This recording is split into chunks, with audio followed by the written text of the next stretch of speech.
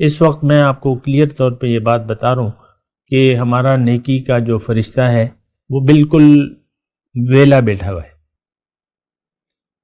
ایمان باللہ، جن کا ایمان باللہ ہے، جو کہ میں آپ سے کہہ رہا ہوں، ان لوگوں کی نیکیاں اور برائیاں جو ہیں وہ اس کا حساب کتاب ہوگا. لیکن جن کا ایمان باللہ نہیں ہے تو ان کا مسئلہ مختلف ہے. ان کی تو اگر اچھائیاں جو ہیں، جو بظاہر نیک اعمال ہیں، وہ بھی جو ہے برائیوں میں لکھی جا رہی ہے. فَوَيْلٌ لِّلْمُصَلِّينَ الَّذِينَ هُمْ عَنْ صَلَاتِهِمْ سَاهُونَ. یہ آیت آپ کے مد نظر ہونی چاہیے کہ تباہی ہے، ہلاکت ہے ان نمازیوں کے لیے جو اپنے نماز کے مقصد سے غافل ہیں. اور ہمارا تو مسئلہ یہ ہے کہ ہم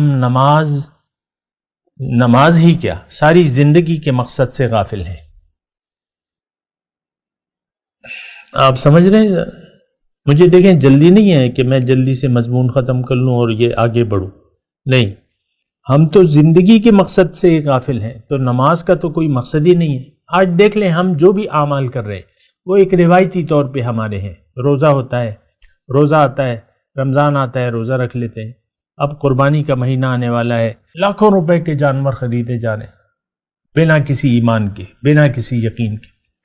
کوئی آپ دیکھ لیں منڈیوں میں یہ میڈیا والے مہنگے مہنگے جانوروں کی نمائش کرتے ہیں، یہ اتنے کا ہے، یہ 65 لاکھ کا بیل ہے، یہ 1 کروڑ کا بیل ہے.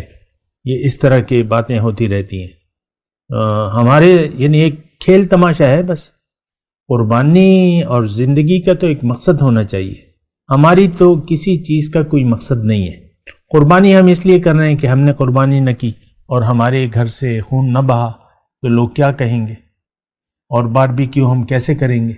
عیدی کا ایک موقع ہوتا ہے جس میں ہم مختلف ڈشز بناتے ہیں، کہیں سیخ کباب بن رہے ہیں، کبھی کیا ہو رہا ہے، کبھی کیا ہو رہا ہے. تو ہمارا تو دیکھیں زندگی کا یہ ایک ٹھوس بات میں کروں، ہماری زندگی کا کوئی مقصد ہے نہیں حقیقی طور پہ.